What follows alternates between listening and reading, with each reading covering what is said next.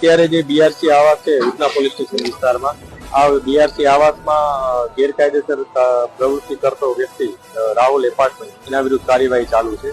Rahul apartment જે રાહુલ ભાઈદાસ પીપળે કરીને વ્યક્તિ છે, એ ગુજસીટોકનો આરોપી છે. અગાઉ એના વિરુદ્ધ પાસાની પણ કાર્યવાહી કરવામાં આવી છે. પોતે મર્ડર, એટેમ્પ ટુ મર્ડર, લૂંટ, ખંડણી પ્રકારના ગંભીર ગુનાઓમાં સામેલ છે.